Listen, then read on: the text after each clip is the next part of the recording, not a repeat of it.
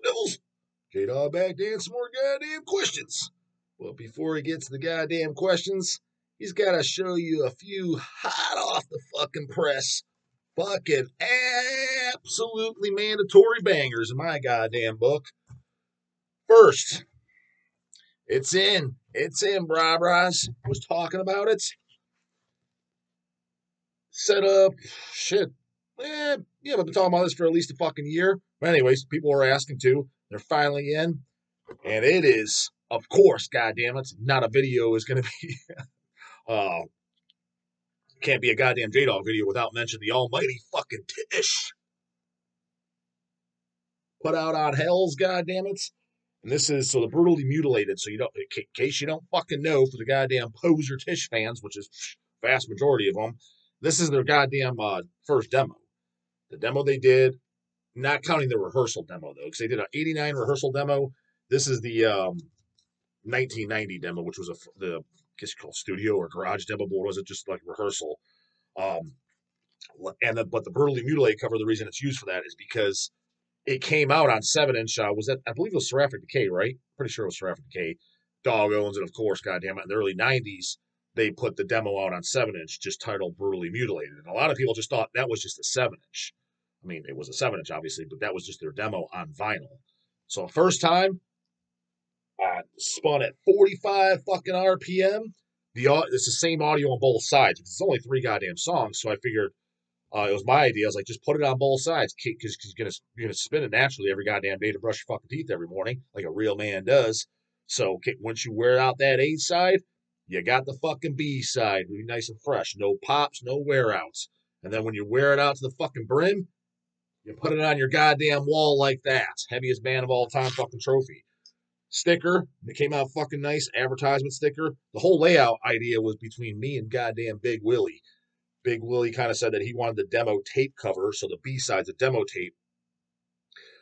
Initially, he was talking about having it on the A side. I'm like, yeah, but let's call it like it is, man. That demo, I mean, I want to actually use the demo tape cover on the picture disc, but I was like, I don't really want to use it as the front because, to be honest, I don't even know what the fuck it is. But I was like, I want to use it on there because that was just how the cover came. So let's use the Brutally Music because that's actually cool ass fucking art. So buddy Dan brought in, he has the original demo tape that he got back then, and we scanned the goddamn in and used on the back. That's what the original demo tape cover looks like, which is like, I don't know, some coffins and shit. I don't know what the fuck it is, to be honest with you. Graveyard.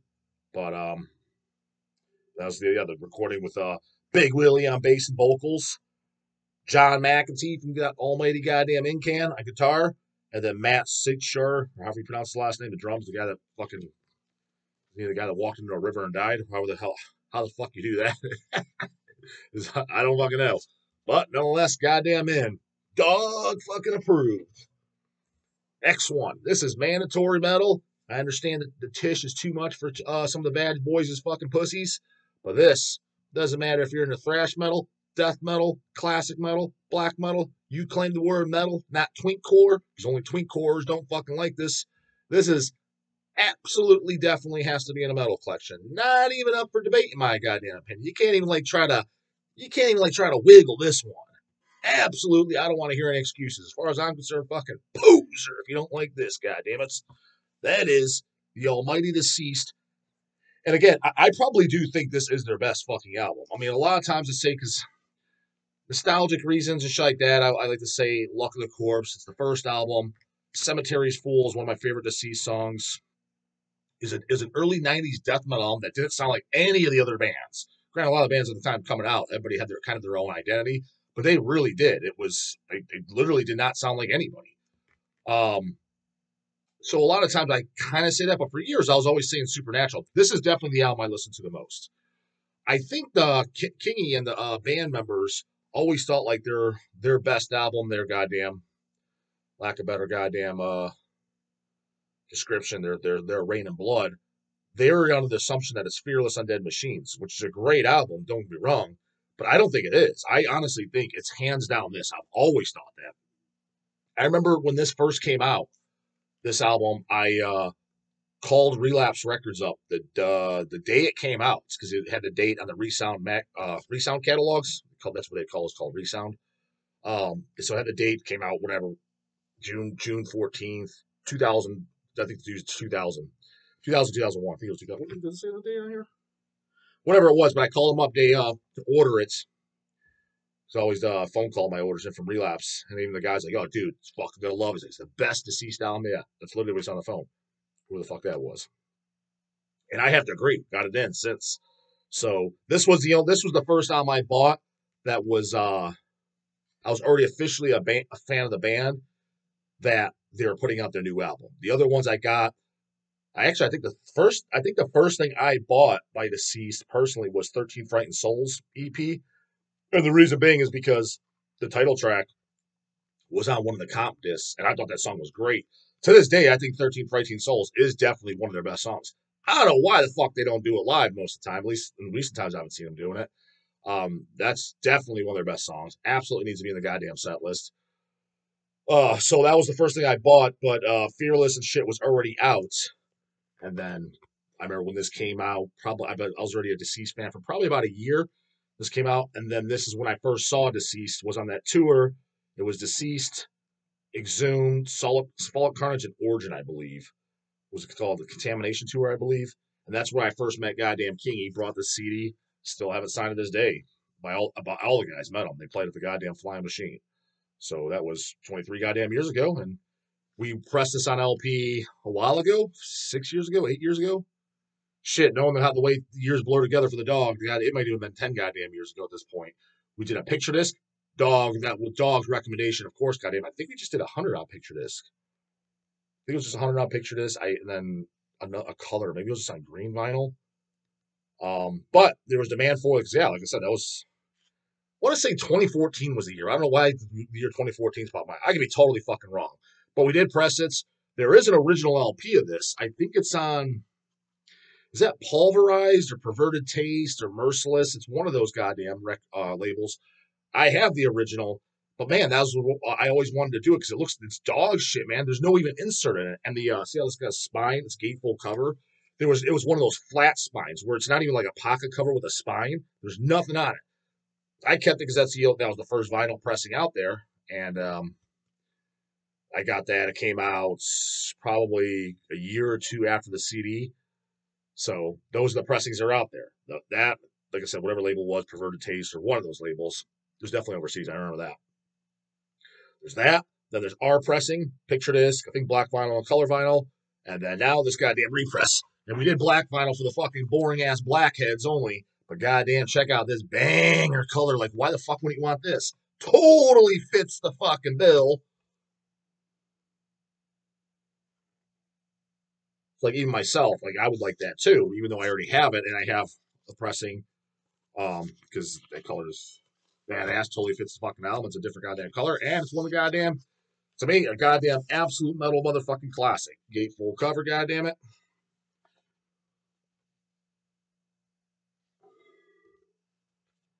And that didn't kick your ass fucking enough. Comes with a goddamn poster too. I'm almost positive the first pressing we did too has a poster, which is just of that badass fucking album cover. So highly, highly, highly recommend that. See, because this is an album that represents underground, true fucking metal. When people come over there, they say like the metal, they're like, when they're talking about slam and dumb shit. It's like that's subgenre of subgenre, man. That's not like the purest and true of metal, in my goddamn personal opinion. This is like, because that's like if you like that subgenre, you like, oh, and I like that. This is just like this hangs out, yeah, to me with the Nunslaughters, the Sadistic Intents, the Disasters, the shit where it's like if you like underground metal, just shut the fuck up, man. Like, what do you mean you don't like that? That's just dumb. Anti-twinkcore, that's what this shit goddamn represents. So, absolute must. Now, not a goddamn across the board like that, but a fucking one of my. It's probably my second or third favorite album by the band. And this is a goddamn death metal must. So if you like death metal, again, not the fucking twinkcore, like deathcore stuff. Guys in Suicide Silence definitely don't know this goddamn banger. Different cover art than the original. That is by the almighty goddamn Chicago Cyanide. Hell's Rebirth. Yeah, favorite album by Cyanide for me is Divide and Conquer. But the second favorite album is either this or the Death Doom Destruction. It's kind of a toss up. This really makes it because honestly, that opening track, The Age of Hell's Rebirth, I think that is a banger on top of bangers. I always love that goddamn intro.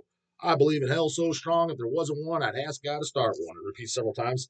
Now, I read in an interview. I forget where they said they got that. It was from like some show or something. But I got this album. It was Displeased Records, I believe. They did the CD and LP. Dog owns the originals of both, of course. See, there might even be a picture disc. I want to say I want a picture disc, but definitely CD and LP. The LP has a printed sleeve. It's a different cover artwork than this. And I loved it. I got it right after that because when I already became a Cyanide fan, the first time I heard Cyanide, my introduction was because Nunslaughter did that split 7-inch with Cyanide. It's Nunslaughter's side is Sickened by the Sight of Christ, which is one of my favorite Nunslaughter songs of all time. And actually, if I'm not mistaken, the B side, which is Cyanide, is the song Trust No One. Correct me if I'm wrong, goddamn Cyanide, but I'm pretty sure that's what's on the Nunslaughter split. And that's a great song. But it's on this album. I just think it's a different recording, if I remember correctly. Inside Gatefold as well, goddamn it.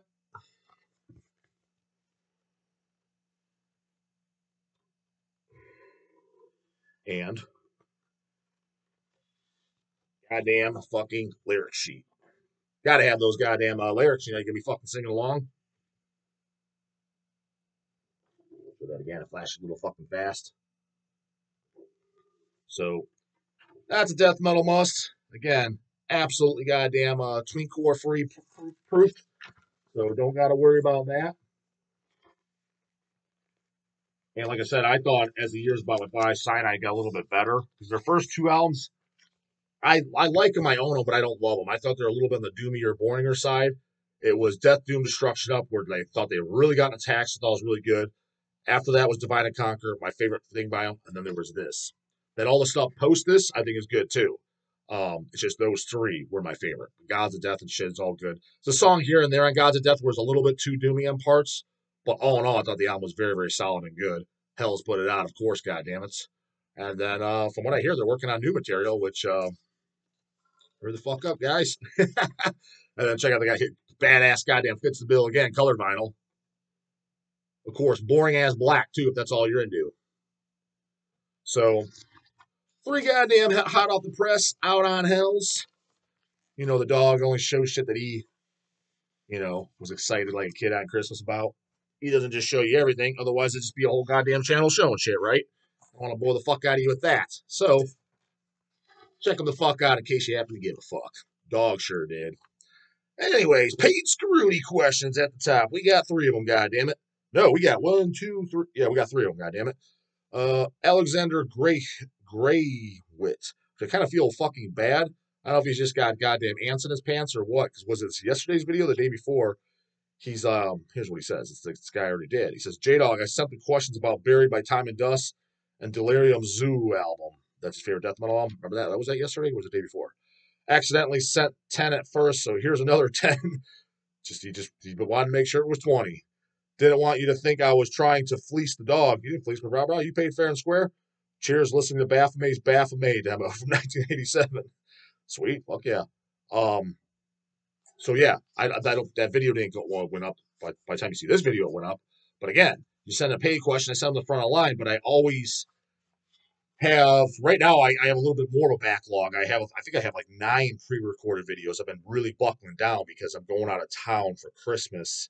We're going to Florida, and I don't know how many videos I'm going to get there. I'll be gone for like 5 days, so I'm assuming I plan for the worst. I was like, there's going to be 5 days of no recording, so I'll come back. I was like, every day will be accounted for. A video up each day I'm gone, and I'll have 4 left over, so I'm not complete. So I at least have something, but I usually have 5 to 7. 5 is my minimum. I don't like getting lower than 5. If I get down to under 5, I sit down. It's like, we're cranking vids out today. I'll crank 3 or 4 out that goddamn day.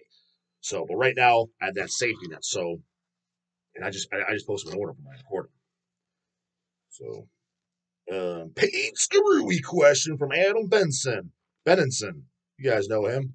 Known as Layla Lover. Done the goddamn stickers. You know, all the channel stickers on the microwave and shit. He's the guy that printed those. He said 25 USD. Man, my kind of homeboys. I'm excited when I see the $10 paid PayPals, but god damn, when it's over 10, just because they just want to be extra cool, whew, makes my goddamn day. Merry Christmas, J-Dog. Hey, I-Dog. It's a Hellcast inside goddamn joke. If you don't know it, go watch back catalog shit. Paid question and shout out. Question. Why do you think so many older extreme metal bands changed their names early on? That's actually a really good question. No one's ever asked that. I can think of many, such as Obituary changing their name from Executioner. That Executioner, Metal Up Thy Ass, that demo is fantastic. Dog owns a 7-inch pictured as bootleg, goddammit. Hand numbered out 100 copies. Hell's put it out, dog? Fuck no, we didn't. It came out from overseas, goddammit, you fucking dumb box of chocolates. We did get them in stock, though. I think we got like 10 of them in. That was like pushing 20 years ago. I saw that. I'm like, definitely getting that was the only I've ever heard. From what I understand, that was pressed on an original 7-inch years and years and years ago back in the day. I think I was told there's only 100 of those made, and then somebody, scanned in the replica of it, but a 7-inch picture disc. So that's all I have of that demo. That demo was fucking great. Sounds nothing like Obituary, though. Maybe that's why Obituary changed their name from Executioner to Obituary for that reason, that because it's drastically different. The Executioner is like more straight, like just thrash, traditional metal, but very, very good. Like the vocals are nothing like, the traditional John Tardy goddamn Obituary vocals you put on Slowly Rot. Like, it doesn't sound anything like that. Death from Mantis. My guess is with Mantis is, I'm just guessing, because Mantis from Venom, obviously making a highly educated guess. That's why they named their band that, was being a fans of Venom, which they definitely were. Hell, they even covered the song Venom Poison on their Rehearsal 84 demos. Maybe because Mantis started a side project, maybe because Venom bitched. I'm assuming it has something to do with that. I don't know for sure. Maybe they just didn't want people to think they're a Venom ripoff band. I don't know. Deicide from Amon. Well, the reason Deicide changed their name, which I'm glad they did, because I think Deicide's a much better name than Amon. They said it is because it was the King Diamond song off of Conspiracy. Amon Belongs to Them on Roadrunner Records, which is fucking stupid. It was just a goddamn song. Roadrunner wanted to change it, so they ended up on Roadrunner. Glad it worked out, because I'm glad they changed it. I think this is a better name, but that's a dumbass fucking reason. It's like King Diamond a song. It's not even called. It's just Amon Belongs to Them. Like, all right, but that is the reason I know that. Grave from Corpse. So the story I heard from the Grave. You know why Grave changed their name from Corpse? Kind of a funny story. I can't remember where I heard this. I thought I think I read it somewhere. From what I heard, I think it was the bass player they wanted to get rid of. Long story short, there was one of the members on the Corpse demos that they wanted to get rid of. But they even admit, we're kind of childish and too young, didn't want to say, hey, you suck, we want to get rid of you. So they just told them, yeah, we're not going to do the band no more, we're going to quit. Just going to break up. Not going to do Corpse no more.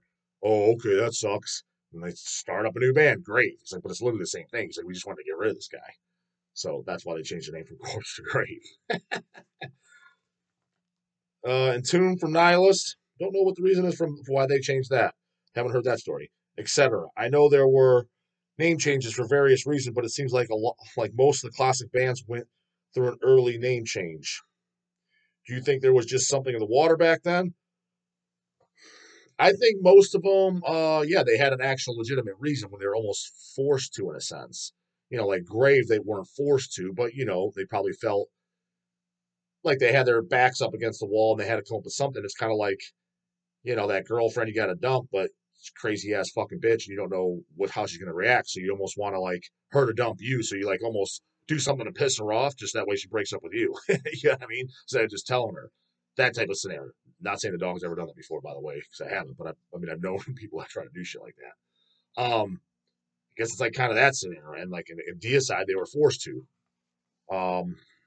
Otherwise, yeah, kind of like why else would you? Just bored of the name, or I can't think of a legitimately good reason other than also too the Obituary to Executioner. And again, I don't know why I changed her name, but I could see changing your name, and that's what you should do, actually, if you're going to drastically change your music. Again, I said it. I think Carcass should have changed their name after Necroticism. I think even though Necrotis is more of a death metal album, it's not as grinding. It still has the pathologist type lyrics. Um, it still's got the dual vocals, just not as much. It doesn't have really much of the pitch shifting vocals, especially like on Recomputerfaction shit. So it was changing, but it was like it wasn't that drastic of a change. You could tell it was the band. By Heartwork, though, they should have changed their name. Changed the band name to fucking Heartwork. Self-titled album. Heartwork. There you go. That would have been perfect. And then from there on out, they could have done Swan Song under the band name Heartwork, and then all this fucking crappy comeback shit they've done. Do all under the name Heartwork. So a lot of bands that should have changed their name, Tomb should have changed their name. Changed the fucking, I don't give a fuck, Wolverine Blues should have definitely changed on that album. We're a death and roll band now. Then I'd have a hell of a lot more respect for it. It's like, okay, you're doing a new band, so you're doing something. You change your name because you're doing a new band, so you're doing a different style of music. Oh, yeah, that makes sense. I wouldn't rip on those bands, though. Well, bands that completely fucking changed. I mean, Beharit should have changed their name. Sam L should have changed their name. Tiamat definitely should have changed their name. I mean, it's a laundry goddamn list. Gorefest should have changed their name. You guys all fucking know. I don't have to go down the whole goddamn list. Also, shout out to the YouTube channel Gore Grinder. Oh, there's a YouTube channel called Gore Grinder? I don't even know who he is. So check out Gore Grinder, I guess. Hopefully he's not a fucking canoe, since I just told you to check him out. I have found so many awesome old and new gore grindcore, and death grind bands because of this channel. It is where I first heard bands like Pharmacist. Shit, you weren't watching the dog then, brah. A Pharmacist, his ass under the table. I talk about Pharmacist more than that guy's ever fucking heard him. Plasma and Zombified Preachers of Gore. I'll give them those ones because I haven't talked about them. That was it for it, but then he also placed an order, and then he put this in the notes section. So I just pasted it right underneath because it was on the same day he did it. And he says, iDog, I sent you a paid channel question. Just add that above, goddammit. / shout out today as well. But I just wanted to mention here, since you wanted to see what orders the Devils put in to HH based on your channel recommendations, I can safely say for me that 100% of all my Hell's orders are because of Hellcast and your channel. What I like to hear, brah. Means the channel's actually worth a fuck, goddammit. Before 2018, I owned about 50 CDs and 10 LPs. Yeah, that's small. That's definitely just starting off. Since then, because of Hellcast and your channel, I now have over 1,000 pieces of physical media, CDs, LPs, tapes, and 7-inches. God damn. I mean, that's an enormous increase in just fucking 5 years. So, hell fucking yeah. And I think that's cool to hear. I mean, initially, I remember when I was just going on Hellcast and stuff like that, dog had to jump on because between just, Craig and Eddie talking about goddamn Iron Maiden, Ghost, and Metallica is like, Jesus fuck, man, I need to bring some goddamn real metal on this channel. Jumped on and brought up, of course, the good shit. And I was even kind of like back then, I'm like, I don't know. I was like, why would anyone care what I have to say or recommend? And then I softened my stance and kind of thought about it and, talking with guys and, debating it and stuff like that. It kind of makes a little sense. Like, well, if you think about it, yourself, he's like, you did that too, especially when you're just getting into this. I mean, I never took anybody's opinion as gold, but I definitely looked up to opinions of, like Don, Jim, when it came to the brutal shit, Baxter, like a Baxter. Oh, it's really good, bro. You checked it out. Mutant Mike, Waniac, especially when it was coming to like a lot of the Swedish demos and shit like that, and some of the black metal of the early 90s. That's how I first heard Zyklon B. It was fucking from Dwaniac. I didn't like take any of those guys' words as law, but yeah, if they mentioned it or talked about, I looked up to the opinion. I'm like, all right, it's worth checking out, as opposed to some fucking ham and egger. I don't give a shit. Like that doesn't justify me wanting to check it out. So it's kind of like, for whatever reason, it's like, well, you looked up to guys like that, you valued their opinion to check it out. They're just doing the same for you. It's just weird because it was just flattering. I'm just like, I don't know why they thought I was anything special.